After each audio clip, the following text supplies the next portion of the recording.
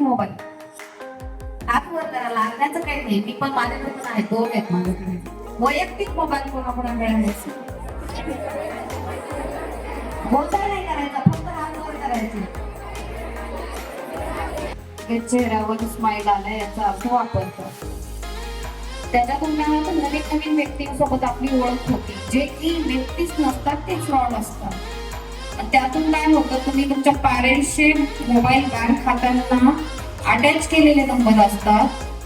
त्यामुळे काय होतं, तुम्ही एखादी लिंक ते तुम्हाला अगोदर तुमच्यासोबत थोडं कोऑर्डिनेट करतो. कुठल्याही गोष्टीला गेममध्ये लिंक पार्टनर बनतो.